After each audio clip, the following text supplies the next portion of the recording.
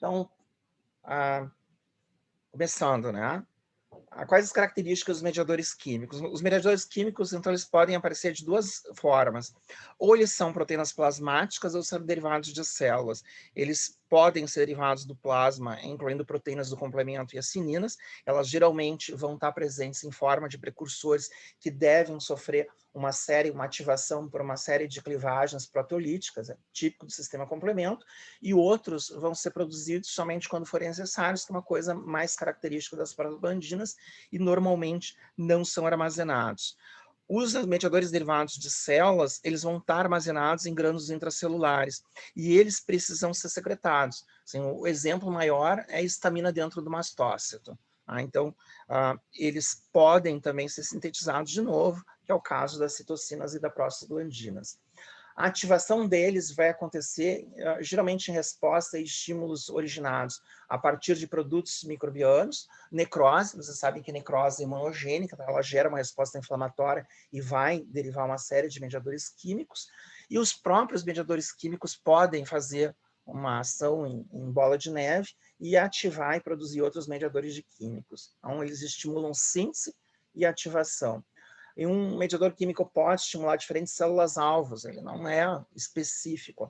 E isso leva a diferentes efeitos, né? Então, tipicamente, assim, que a gente conhece, a histamina vai se ligar ao receptor H1 na célula endotelial da vênula e causa contração na vênula. Nas células musculares da arteríola, ela causa relaxamento.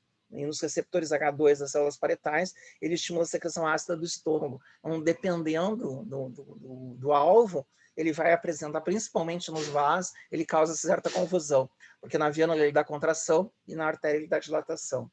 Eles têm uma vida extremamente curta, porque quando eles são ativados, eles vão ser logo neutralizados ou por enzimas ou por agentes antioxidantes, porque eles causam muito dano e é uma maneira de fazer um controle do processo inflamatório. Tá? Então, basicamente, o que a gente tem, né, na segunda pergunta, quais as células que naturalmente armazenam mediadores químicos e que mediadores químicos são esses, né? Então, os mediadores químicos, eles vão estar presentes nos mastócitos, nos basófilos e nas plaquetas. O mastócito, na verdade, ele é uma célula que produz uma série de fatores, talvez seja a célula mais importante que a gente tem. Então, o mastócito produz histamina, induz a formação de prostaglandinas, leucotrienos, fator ativador de plaquetas, sinocinas, especialmente aquela dupla do fator de necrose tumoral, o TNF e a interleucina 1. Os basófilos também produzem histamina, as plaquetas também induzem formação de histamina e serotonina, os leucócitos fazem prostaglandinas, leucotrienos, fator ativador de plaqueta, radicais livres de oxigênio, que funcionam como mediadores químicos e quimiocinas. As células endoteliais produzem óxido nítrico, e isso tem uma importância muito grande quando a gente trabalha com hipertensão arterial essencial, é uma alteração da produção do óxido nítrico. Também produz o endotélio citocinas do grupo do TNF e interleucina 1, e os macrófagos, principalmente citocinas, eles são os grandes produtores do TNF e interleucina 1, e quimiocinas nos macrófagos ativados. Tá? A terceira questão é quais os mediadores químicos que são sintetizados somente quando necessários e quais as células que as produzem. Geralmente entra dentro do grupo das prostaglandinas, que na verdade eles são os derivados do ácido araquidônico, também são chamados de ocosanoides, que inclui as prostaglandinas, os leucotrienos e as lipoxinas. Eles são produzidos por várias células, especialmente mastócito e leucócito, somente quando for necessário. Então, eles sempre vão ser utilizados frente a um processo inflamatório, seja uma infecção bacteriana, fúngica, uma infecção qualquer, seja um processo de necrose, ou seja a ativação de outros fatores químicos. A questão 4 pergunta quais as proteínas plasmáticas que originam mediadores químicos. Aí a gente tem o grupo das proteínas do sistema complemento, que é uma cascata, e desse grupo a gente tem dois em especial que se destacam, que é o C3A e o C5A, que são os mais importantes. O fator de Hagman e o fator 12, né, dentro do grupo da coagulação. A própria trombina, a gente acha que os produtos da coagulação não têm ação, mas eles têm ação, eles são ativos. E os cininogênios, em especial a bradicinina, que é uma questão certa que o Tadeu vai perguntar qual é o o mediador químico mais relacionado à dor. Obviamente, é a bradicinina, né? Outros também produzem, mas a bradicinina, ela geralmente é responsável pela dor dentro do processo inflamatório. Onde é que são produzidas as aminas vasoativas, como são estimuladas e quais são as suas ações? Existem duas aminas vasoativas, a histamina e a serotonina. E disparado, a histamina é mais importante, né? Ela é o mediador químico em seres humanos mais importante. Ela normalmente vai estar produzida nos mastócitos. Geralmente, eu não sei se vocês já viram a coloração especial. O mastócito, ele é uma célula que fica ao longo do sistema vascular, principalmente da vênula. Quando a gente cora, ele não fica distribuído em qualquer lugar, ele tem essa proximidade aos vasos sanguíneos. Também a histamina pode ser produzida por basófilos e plaquetas do sangue. Ela é liberada por uma série de estímulos, que inclui lesão física, como trauma, frio ou calor.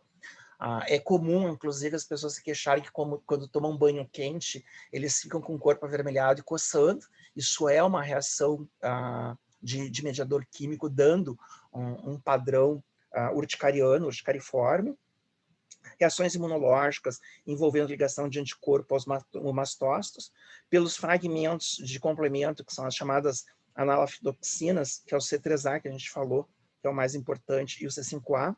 As proteínas leucocitárias também liberam histamina, os neuropeptídeos, como a substância P, e também por citocinas, que incluem a interleucina 1 e a interleucina 18. É interessante porque ela vai causar dilatação das arteríolas e aumenta a permeabilidade das vênulas. Tá? É interessante que em artérias de maior calibre ele causa contração, não, ele faz o efeito completamente contrário, porque os receptores vão ser diferentes nesse grupo de vaso. Ela é o principal mediador químico da fase transitória imediata do aumento da permeabilidade. Ele vai causar, então, espaçamento das vênulas, aquelas fendas venulares, e isso acontece principalmente pela ação dela relacionada à ligação com o receptor H1 nas células endoteliais microvasculares. É extremamente importante porque a histamina entra dentro de um grupo enorme de situações que a gente chama basicamente de alergia, né? O Tadeu fez já para vocês aquela experiência de passar a caneta no braço e ver o que acontece, a tripsiciação de Lewis? Fez, só que eu risquei com a cor da caneta, ele não falou que era para usar a tampa. Aí ficou riscado, né? Tem que ser com a tampa da caneta. Então, o que acontece primeiro, né? A pele fica vermelha, porque vocês estão fazendo uma vasodilatação transitória.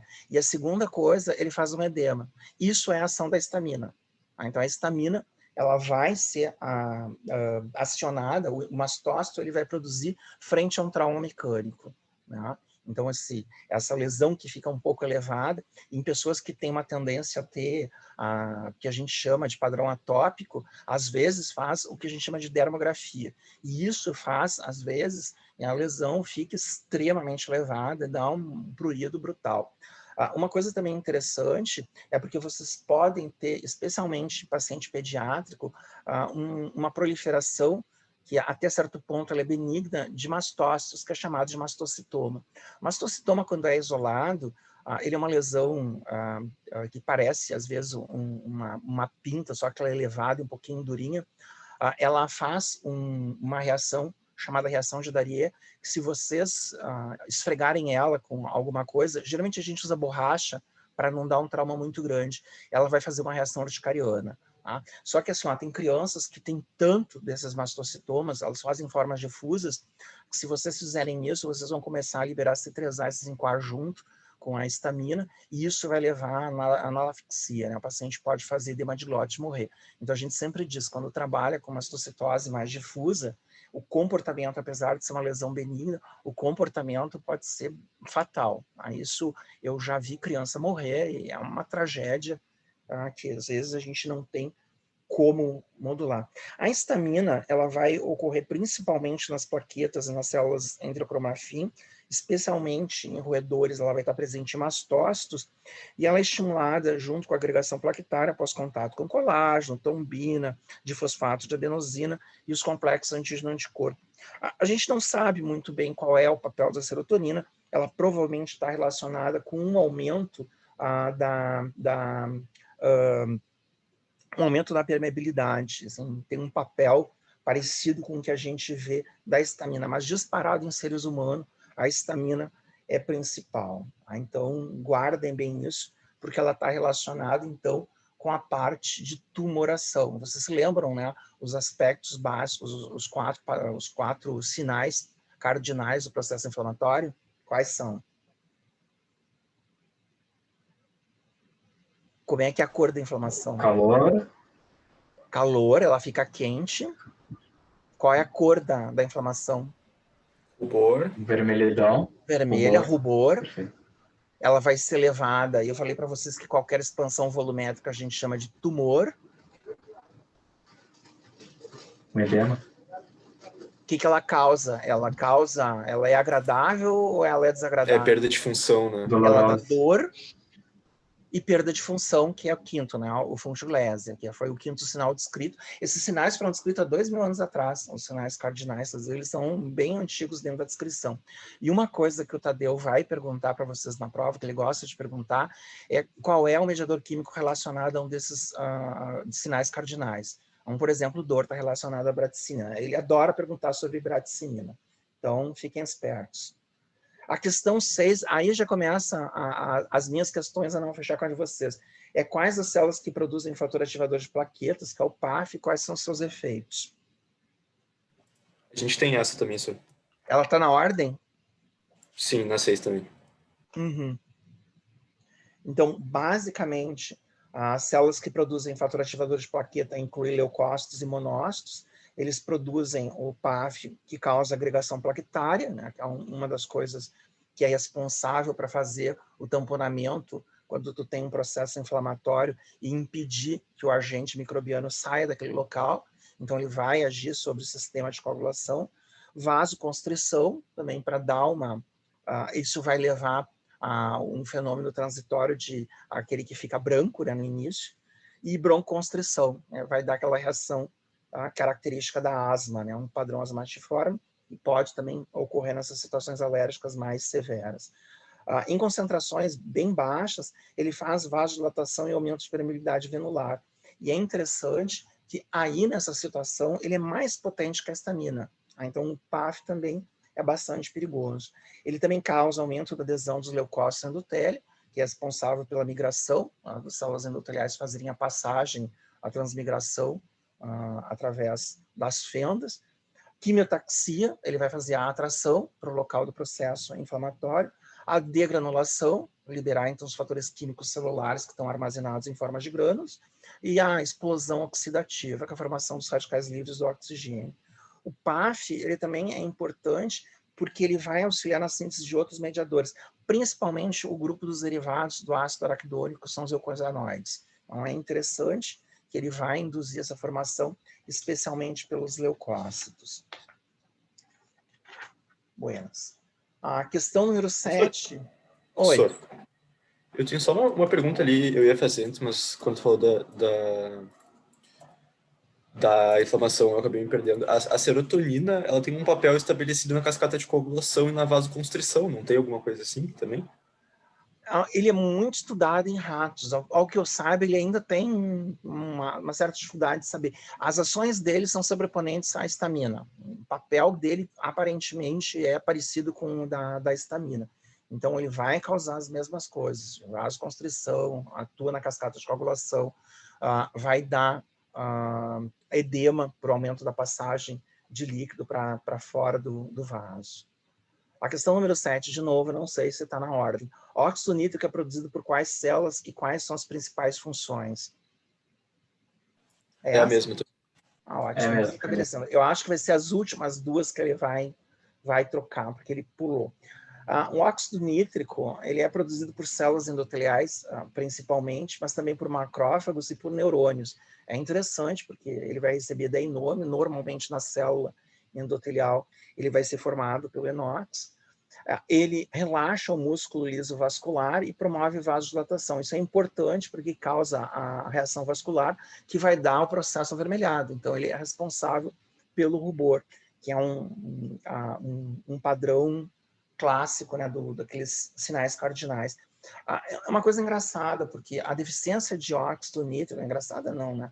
É uma coisa curiosa, porque a deficiência de formação de óxido nítrico pelo endotélio está relacionado com essa deficiência de vasoconstrição. O vaso tende a ir para uma rigidez, e isso determina, né, o aumento da carga para o sangue ser bombeado através dos vasos, que vai dar a hipertensão. Não parece que a gênese da hipertensão arterial é essencial. Esse essencial quer dizer ignorância, que a gente não sabe qual é a causa, né? Essa hipertensão que não tem uma causa estabelecida, já que existem hipertensões causadas, por exemplo, tumores adrenais, vocês têm numa situação provavelmente relacionada ao óxido nítrico.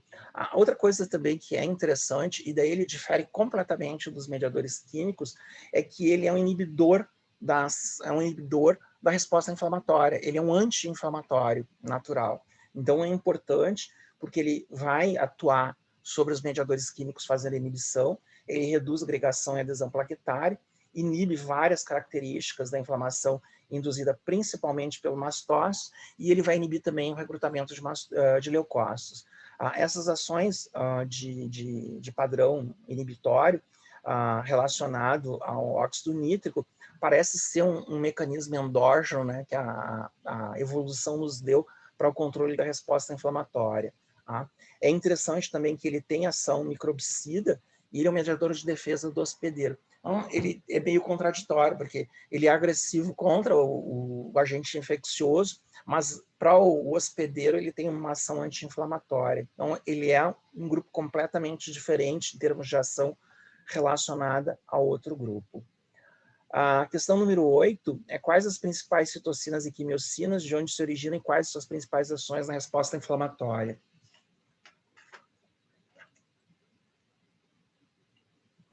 Também é igual. Bom, citocinas e quimiocinas, elas são proteínas, principalmente citocinas, que é o grupo principal, são proteínas produzidas por vários tipos celulares, principalmente linfócito e, em especial, o grupo dos macrófagos ativados. Mas também ele pode ser induzido por endotélio, por células epiteliais, que é uma coisa que a gente acha que elas não têm ação, mas a célula epitelial tem essa capacidade, e tecido conjuntivo. E ele tem uma ação assim extremamente vasta. Eles fazem tudo que vocês possam imaginar. As duas citocinas mais importantes, que assim é fundamental vocês estudarem para a prova, porque vai se perguntar, é um fator de necrose tumoral e a interleucina. Então eles são produzidos especialmente pelo grupo dos macrófagos ativados.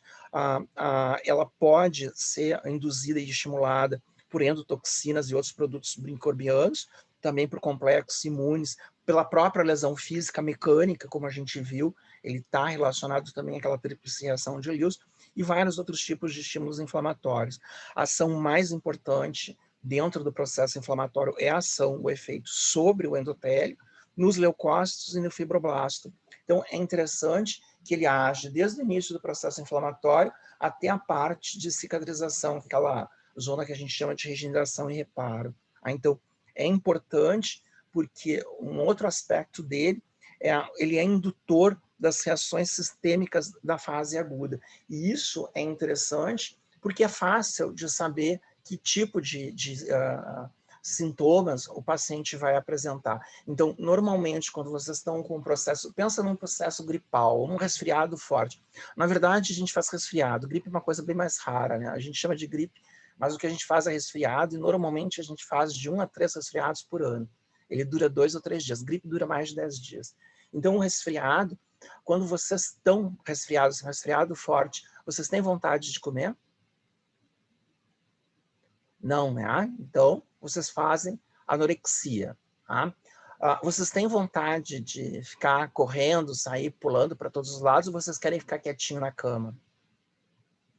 Então, a tendência de vocês é se recolher no leito e ficar sem fazer grandes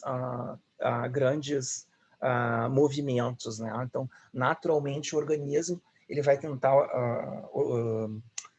tentar fazer repouso para diminuir o consumo de alimento, né? Já que vocês têm anorexia. Isso é uma coisa evolutiva bastante interessante, porque é meio paradoxal de pensar que a resposta inflamatória ele consome nutrientes, né? Todas essas células ativadas, elas consomem bastante nutrientes em forma de glicose. E sempre se pensou por que a gente tende a não comer e ficar parado. Isso é um mecanismo evolutivo do tempo que era muito difícil de conseguir alimento, que a gente caçava. Nós não somos muito evoluídos em relação ao homem da caverna. A gente tem 10, 15 mil anos de diferença de sair de um padrão bastante primitivo paleolítico. Então, assim, não pensem que a gente evoluiu. A grande mudança foi aquele salto intelectual que talvez seja ligado à linguagem, que aconteceu uns 45 mil anos atrás, que a gente não sabe porque não tem registro nenhum. E é interessante porque comida era uma coisa difícil, eu tinha que caçar, ou tu comia broto, fruta que tivesse durante a estação. Então, acha-se que essa tendência da gente ficar apático, ela está relacionada a fazer economia de energia justamente porque tu não está comendo, né? Além disso, ele vai produzir também a adesão endotelial, síntese de moléculas que fazem adesão endotelial, ele induz a formação de outros mediadores químicos, inclusive das próprias citocinas e quimiocinas. Dentro dos efeitos de reações sistêmicas, ele vai causar também alteração do sono, fica sonolento, né, o sono de ondas lentas, ele libera neutrófilos na circulação, libera corticotrofina e corticosteroides, e isso, em relação especialmente à liberação do TNF, ele pode causar efeitos hemodinâmicos tão severos em processos inflamatórios que ele vai causar o que a gente chama de choque séptico, naquela situação em que faz uma vasodilatação tão grande sistêmica, o sangue fica represado, e ele vai funcionar como uma insuficiência cardíaca, como se estivesse faltando sangue no sistema, porque ele está represado, especialmente no sistema periférico, membros inferiores, por exemplo. Então, é comum dar hipotensão nesses pacientes, né? TNF também, ele está relacionado ao apetite, como eu falei, da anorexia, e em algumas situações, principalmente, a gente viu muito isso em pacientes HIV, quando não tinha tratamento, que foi a época que eu era residente no clínicas, em 1988, 1989, não tinha nenhum tipo de tratamento, a gente via os pacientes evoluírem naturalmente, era uma coisa horrorosa. E a gente também vê em situações de câncer, especialmente esôfago e pulmão, um aumento da produção de TNF em níveis tão altos que lhe fazem acaxias extremamente severas. E para dar uma ideia, eu tinha inclusive slide, eu censurei, eu parei de mostrar ele, porque eu achei que era chocante demais. Eu tive um paciente que eu vi ele vivo com 18,5 kg. Tá? Um cara de 1,80 m, não era uma criança. 18,5 kg. É uma coisa assim impressionante de ver. Eu não acreditava. Então eles fazem caquexias severas. Não chegam a esse ponto. Normalmente eles perdem metade da massa corporal, vão para 30, 40 quilos, mas mesmo assim é algo bastante chocante que a gente ainda vê em câncer. Tá? O grupo das quimiocinas, eles são divididos em 4 grupos, de acordo com os resíduos da cisteína que eles fazem nas proteínas maduras. Basicamente, a função é estimular o recrutamento de leucócitos na inflamação e controlar a migração das células através de vários tecidos. Então, eles são relacionados à quimiotaxia. Ele vai procurar, ele faz o cheiro, né, o olfato, para a célula perseguir para ir na área da inflamação. Tá? Elas incluem as quimiocinas CXC e quimiocinas alfa, que agem principalmente no neutrófilo. Dentro desse grupo, a gente tem a interleucina 8, secretada por macrófagos ativados, células endoteliais e outros tipos de células, que vão causar, então, ativação e quimiotaxia, especialmente dos neutrófilos. Outras células, ele também age, mas de uma maneira bastante limitada, nos monócitos eosinófilos, e ele é também induzido por ação de produtos microbianos e também por outras citocinas, principalmente a interleucina 8. A interleucina 8 tem um fator autócrino, e o TNF. As quimiocinas CC ou quimiocinas beta, eles incluem proteína quimioatractante de monócito, a eutaxina, que recruta exclusivamente eosinófilos, a proteína inflamatória de macrófagos, e o HANDS, ele faz a atração da célula Treg, que normalmente é expressa e secretada. Geralmente eles atraem monócito, eosinófilo, basófilo e linfócito. E curiosamente é o contrário, ele não atrai neutrófilo, né? Então ele tem um aspecto diferente. Depois vocês têm as quimiocinas C ou gama, que inclui a linfotactina e são mais específicas para atração de linfócitos, e as quimiocinas CX3C, que é o único membro conhecido, é a fratalquina, elas são ligadas à superfície das células endoteliais e promove a adesão principalmente de monócitos e células T. Então, ele tem uma ação também nos processos inflamatórios mais prolongados, que a gente chama de crônico, mas o Tadeu já falou que isso é cronologia, não é processo inflamatório. Vocês podem ter processo inflamatório crônico sem ter agudo, a gente pensa que é uma evolução, mas não é bem assim. Então, cuidado com esses termos, porque eles são termos muito mais clínicos, cronológicos, do que termos fisiopatológicos. Questão número 9. Quais os principais mediadores químicos originados do sistema complemento e quais são as suas ações? Continuamos certo? Então, ela envolve, que a gente falou, aquele grupo de complemento, principalmente o C3A e o C5A. Eles podem ser clivados por várias enzimas proteolíticas que vão estar presentes dentro do exudato inflamatório produzido pelos neutrófilos. Ele estimula a liberação da histamina do mastócito. Isso é responsável pela permeabilidade, pelo aumento da permeabilidade vascular e pela vasodilatação, que elas são concomitantes, né? E isso vai dar o edema, que é o tumor, né? Lembrar que tumor não é câncer, tumor é expansão volumétrica. Qualquer inchaço, o patologista vai chamar de tumor, tá? Então, cuidado com essa palavra.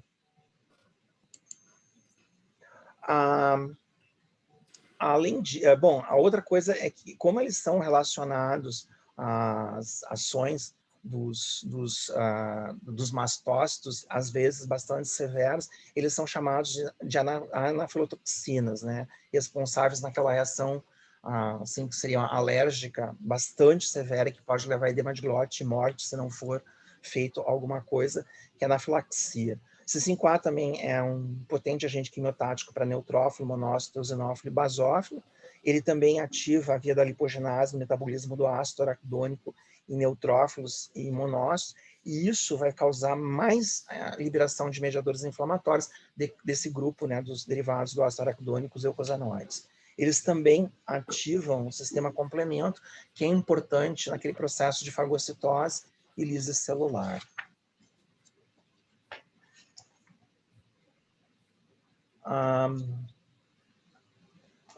Qual é a questão 10? Agora começa o problema de que eu não sei o que ele deu.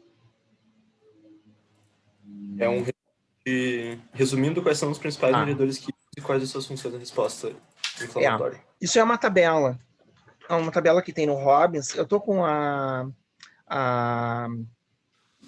eu tô com uma edição mais antiga, xerocada, porque o livro pesa 10 quilos, e eu trouxe...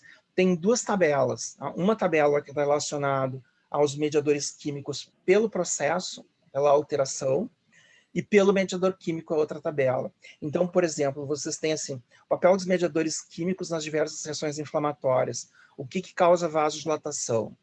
Prostaglandinas, óxido nítrico e histamina. Tá? Sendo importante o papel da histamina. O que causa o aumento da permeabilidade vascular? A gente acabou de falar. As aminas vasoativas, no caso da histamina, o C3A e o C5A, através da liberação das aminas. A bradicinina também está relacionada. Os leucotrienos, C4, D4, E4. O fator ativador de plaquetas, o PAF, e a substância P. O que causa quimiotaxia, recrutamento e ativação leucocitária? Responsável pelo que a gente chama de processo agudo, né, que é o processo inicial e que é bastante rápido. O C5A, o leucotrieno B4, as quimiocinas, como a gente falou, daquele grupo 1, né, da alfa, a interleucina 1 e o TNF, e os produtos bacterianos. Quem causa febre? Interleucina 1, o TNF e o grupo das prostaglandinas. Quem causa dor? Bradicinina e prostaglandinas. E dano tecidual é causado principalmente pela liberação das enzimas, dos lisossomas, dos neutrófilos, num primeiro momento, e dos macrófagos, no segundo momento. E também é causado estrago pelo óxido nítrico, que ele tem, às vezes, ação de dano tecidual, apesar de que ele é um anti-inflamatório na maior parte do tempo. Então, aqui a gente está vendo, eu acho meio chato de ficar lendo tabela, mas para vocês terem ideia do que está relacionado. E daí vocês têm o contrário. Qual mediador químico causa o quê? Então, A histamina e a serotonina são produzidas especialmente nos mastócitos e nas plaquetas e estão relacionados ao edema pelo extravasamento vascular, pelo aumento da permeabilidade vascular. A bradicinina tem como fonte o substrato plasmático, ele também causa o aumento da permeabilidade vascular e causa dor. Então, se o Tadeu perguntar, falando isso pela terceira vez, ele vai perguntar qual é o mediador químico relacionado à dor, que é a bradicinina. C3A, proteínas plasmáticas através do fígado, vai causar também aumento da permeabilidade vascular. Ele também está relacionado à opsonização, mas aí o fragmento C3b. Tá? Então, ele facilita a fagocitose, ele é um facilitador da fagocitose. A prostaglandinas são derivados dos mastócitos a partir dos fosfolipídios da membrana. Ele potencializa principalmente outros agentes a fazerem o aumento da permeabilidade vascular. Ele causa vasodilatação, dor e febre. O leucotrieno B4 nos leucócitos causa adesão e ativação leucocitária. O leucotrieno C4, D4 e E4 nos leucócitos e mastócitos causa vasodilatação, broncoconstrição e aumento da permeabilidade vascular. Os metabólitos do oxigênio, que são os ROS, né, os radicais livres do oxigênio, ou espécies livres do oxigênio, eles vão ser produzidos pelos leucócitos e causam aumento da permeabilidade vascular, dano endotelial e dano tecidual. Eles são os bandidinhos, porque eles destroem tudo, e por isso que eles têm ação curta e devem ser inativados por uma série de antioxidantes, que incluem desde enzimas até vitaminas, como vitamina C e E. O fator ativador de plaquetas nos leucócitos e mastócitos causa vasodilatação, quimiotaxia, broncoconstrição e preparação do endotélio para fazer a adesão leucocitária. O grupo da interleucina 1 e TNF inclui principalmente os macrófagos, mas podem ser produzidos por outras células inflamatórias. Ele vai dar quimiotaxia, as reações da fase aguda, e vocês guardem a história de como vocês se sentem quando vocês estão resfriados, entre parênteses, gripe, né? E a ativação endotelial. E lembrar que ele também age sobre os fibroblastos, preparando o processo para o que a gente chama de cicatrização, porque o dano tecidual, na maior parte das vezes, a gente tem duas situações, o Tadeu vai dar em aula, que é uma das últimas aulas, que é reparo e regeneração. Regeneração é quando o tecido reconstitui. Epitélios, quando eles fazem uma abrasão muito superficial, que não afeta as células, as stem cells, as células totipotentes que fazem a derivação do epitélio, ele vai se reconstituir. Então, isso é uma regeneração. Quando eu tenho um dano muito grande, que vai além da junção dermoepidérmica, que pega a camada basal e as células proliferativas, eu não vou conseguir fazer uma reconstituição habitual. Então, eu faço uma reparação. E aí vai gerar cicatriz que a gente enxerga. Então, a pele é bom de ver isso. Então, é importante, porque o TNF, né, o antigo TNF-alfa e a interleucina, eles fazem o preparo para a regeneração e reparação. As quimiocinas nos leucócitos fazem a quimiotaxia e ativação de leucócitos, e o óxido nítrico nos macrófagos do endotélio, eles causam tudo: extravasamento vascular, quimiotaxia, vasodilatação, citotoxicidade, e eles têm aquela ação anti-inflamatória sobre outros mediadores químicos. A questão número 11, eu sempre gosto de número redondo, eu sempre faço 10, então eu gosto de fazer números aleatórios. O que são mediadores químicos pró-resolução e quais são os principais? Isso também é uma coisa que apareceu na literatura, questão de uma década, por aí, um pouquinho mais. Se achava que o processo inflamatório ele fosse uma situação tipo fogueira, que no momento que tu para de dar combustível, ela se extingue naturalmente. E não é bem assim. O processo inflamatório ele encerra de maneira ativa, não passiva. Tá? Ele precisa de ter um agente, um mediador químico, para fazer a neutralização, senão ele vai continuar eternamente. Isso é importante porque em algumas situações genéticas a gente pode ver processos inflamatórios prolongados. Mediadores químicos, então, pós-resolução, eles agem neutralizando, eliminando o estímulo injuriante e também restaura, ele prepara o local junto com as citocinas para fazer o processo de regeneração e reparo. Eles incluem uma mudança nos metabólitos do ácido araquidônico, de leucotrienos pró-inflamatórios para lipoxinas anti-inflamatórias. Ele vai liberar outras citocinas anti-inflamatórias, que inclui o fator de crescimento transformador beta, chamado TGF-beta. Ele é importante, TGF-beta, porque ele é um anti-Viagra das células, ele faz tudo ao contrário. Ele é uma ação anti-inflamatória, então ele vai fazer exatamente o processo e preparar os fibroblastos para produzirem colágeno. Isso é importante porque se acha que alterações de TGF-beta ele está relacionado a doenças com esclerose, que é o caso da esclerodermia na pele, e alterações com produção de fibrose entre as células, entre os miócitos cardíacos, ele pode causar também fibrose na insuficiência cardíaca. Além do TGF-beta, a gente tem a interleucina 10, que é produzida por macrófagos e outras células inflamatórias. Existem outros mediadores químicos que são derivados de lipídios, que incluem as resolvinas, as protectinas e as maresinas, que são derivados de ácidos graxos poliinsaturados. O próprio impulso neural, como a descarga colinérgica, também vai inibir a produção do TNF. Então é hiper interessante, porque essa visão de um processo de encerramento ativo, ele permite que a gente pesquise produtos farmacológicos que tenham ação anti-inflamatória baseado justamente nessas proteínas. Então é muito interessante, isso é pesquisado como anti-inflamatórios importante. Você sabe que quando a gente trabalha na prática com anti-inflamatório, eu vou contar uma coisa pessoal para você, se eu já não contei. Eu tenho um dos problemas que eu tenho psoríase e tenho artrite psoriática, que também faz uma sobreposição com uma outra doença chamada espondilite anquilosante, é comum essa associação. Ela causa alteração principalmente nas articulações coxo-femoral e faz um processo inflamatório periarticular que é extremamente doloroso.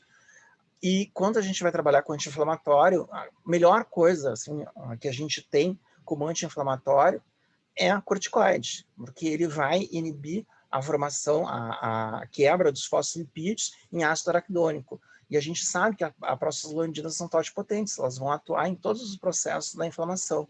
Então, o corticoide é uma beleza. Quando ele foi introduzido no início dos anos 50, em pacientes com artrite reumatoide, pacientes que não caminhavam começavam a caminhar. Mas qual é o problema? Bom, ele vai causar uma série de alterações sistêmicas extremamente graves. Ele causa osteoporose severa. E isso pode levar a fraturas extremamente importantes. Ele vai causar aquele aspecto conchigoide. O paciente vai começar a fazer aquela obesidade centrífuga, né? Que é a barriga grande com as pernas e os braços finos, a cara gorda, né? Ele vai fazer imunossupressão. Então, ele vai ter maior facilidade de adquirir outras infecções, como infecções respiratórias, e morrer de infecção respiratória. Então, o corticoide ele é um agente muito bom para fazer o bloqueio das fosfolipases, mas ele é utilizado para tirar de uma crise aguda. A gente não pode usar eternamente corticoide, né? Então, apareceram outros anti-inflamatórios, que vocês têm os anti-inflamatórios chamados de AINES, que são anti-inflamatórios não esteroides, um mais antigo de todos, que foi descoberto por volta de 1874, se não me engano, que é a aspirina, né, o ácido acetil salicílico, e é uma coisa bem interessante porque ele é baseado através se eu não me engano, da casca do salgueiro. Ele é um agente natural que funciona muito bem em doses baixas como antiagregante de coagulação. A gente usa, né, 100 miligramas, muito melhor do que o papel dele como anti-inflamatório. O anti-inflamatório meia boca, ele é bom, às vezes, para dor de cabeça. Vocês têm outros anti-inflamatórios que são muito utilizados, uma variedade muito grande, mas eles todos têm uma ação para situações inflamatórias transitórias e não para doenças crônicas. Então, sobra muito pouca coisa para tratamento dessas artrites, tanto as artrites soropositivas, que é a artrite reumatoide, quanto as soronegativas, que é o caso da artrite psoriática. Então, surgiu já a questão de uns 30 anos os inibidores da COX-2. Os inibidores da COX-1, eles foram abolidos logo de início porque eles são extremamente cardiotóxicos, mas eles geram uma série de problemas, né? Eles causam um aumento, eles aceleram a aterosclerose, então aumenta o risco cardíaco de infarto a médio e longo prazo. E todos os inibidores da COX começaram a ser proibidos no mundo inteiro. Então, praticamente não sobrou quase nada, né? E eles são muito ruins na prática, né? Eu tive que usar assim por 10 anos. Uma das coisas que eles dão uma pirose, uma azia pavorosa. Tu acorda no meio da noite, que eu digo assim, é beijo do dragão, tu cospe fogo, né? E uma das coisas curiosas que acontecia, ele me aumentava a chance de adquirir pneumonia. Então, eu fazia pneumonia de repetição, assim, a ponto de fazer 3 pneumonias. E em 2018, eu tive uma pneumonia, durante uma aula, eu comecei a fazer uma crise asmática, e eu entrei com hipóxia tão severa que eu comecei a tossir, que a Raquel entrou na minha sala e perguntou se eu não queria dar aula. Eu disse para ela, não, eu só estou com uma crise de asma transitória, vai passar já tomei meu Aerolim. E eu fui para casa e no outro dia, isso me foi contado, eu chamei a minha empregada e disse, chama uma ambulância que eu estou passando mal. Bom, a hipóxia foi tão severa que eu fiz uma amnésia retrógrada. Eu não lembro de nada do que eu fiz na sexta-feira, eu não lembro de ter dado aula nem nada. Na verdade, eu não lembro nem da quinta-feira. E quando eu acordei, 5 dias depois, eu estava numa UTI entubado. Então, foi uma coisa assim, inesquecível. Eu tive experiência de quase morte, porque eu fiz 3 paradas cardiorrespiratórias, todas aquelas coisas que a gente tem direito, né? Então, eu vi o outro lado. Eu vou dizer para vocês que não tinha nada, eu só vi escuridão. Eu acordei me perguntando o que eu estou fazendo aqui, né? O que tem essa gente me olhando com uma cara de preocupado? Eu acordei achando que estava tudo bem, né? E é interessante porque a partir daí o reumatologista começou a entrar com com esses agentes biológicos que incluem uma série de bloqueadores baseados em reação antígeno-anticorpo. Eles funcionam muito bem. Eu vou dizer para vocês que assim, a dor, que era um sintoma principal, e rigidez articular, eu não tenho mais há 2 anos e meio, desde 2018, quando eu comecei. Eu já troquei, eu estou no segundo. O primeiro agente biológico custava R$35 mil a cada 3 meses, e esse que eu uso atualmente, eu faço a cada 4 semanas, custa R$19 mil. Então é uma coisa assim pavorosa, porque alguém tem que pagar isso aí. E felizmente a Unimed me paga. Mas é essa situação atual, a gente tem muito pouca coisa para tratar doenças inflamatórias crônicas. Então, na prática, a gente está ainda passando. Então, o desenvolvimento de drogas anti-inflamatórias é uma indústria muito grande, mas ela é abusada, porque as pessoas tomam anti-inflamatório para qualquer dorzinha de cabeça, e não deveria, né? Tomar um banho mais frio e fazer um repouso, muitas vezes, faz um efeito muito melhor. Frequentemente, ela está relacionada com vasodilatação, fazer vasoconstrição tomando, por exemplo, café. O que é a neosaldina? A neosaldina, a tal da Neusa, né, da propaganda, ela é basicamente dipirona, que é também um excelente inibidor de dor. Ele é ótimo, ele é melhor para dor do que para febre, e ele é associado à cafeína. É justamente por isso que ele é bom para dor de cabeça, porque as pessoas porque ele tem uma dose de cafeína equivalente a um expresso. Então, essa associação é bastante comum, mas as pessoas abusam. Os anti-inflamatórios, eles causam vários problemas, inclusive eles são nefrotóxicos e eles podem causar necrose tubular aguda e levar à insuficiência renal transitória. Então, a gente tem que tomar um pouco de cuidado, porque assim, no Brasil tem essa coisa assim, qualquer febre, qualquer dor de cabeça, tu tem que medicar. Não tem porquê. Então, a gente vai utilizar isso de maneira criteriosa, porque existem riscos relacionados a uma série de fatores. Inclusive, aceleração da aterosclerose, que é o principal fator. Existe um aumento do risco cardíaco e tu tem que ser monitorado, e, inclusive, fazer uso de medicação, às vezes, como estatinas, como aspirina 100 miligramas, para fazer o controle a longo prazo. Eu queria falar de uma outra coisa para vocês que o Tadeu não colocou dentro dentro do estudo, que vocês vão ler, que são os metabólitos do ácido araquidônico, que inclui as prostaglandinas, os leucotrienos e as lipoxinas. É extremamente importante, porque a gente tem justamente essa cadeia, que eles são formados a partir dos fosfolipídios na membrana celular, eles vão ser ativados pela fosfolipase e guardem, de novo, eu vou falar, a fosfolipase é inibida pelos corticosteroides, por isso que eles funcionam tão bem. Por isso que o corticosteroide é uma beleza. Uma coisa que eu falei uma vez, e as pessoas acharam que eu estava brincando, A corticoide, ele dá um estado hipomaníaco. Então, quando as pessoas tomam corticoide numa dose relativamente boa, elas ficam alegrinhas. E isso é importante de reconhecer, porque paciente bipolar tem que tomar cuidado de dar, porque ele pode ativar uma reação maníaca.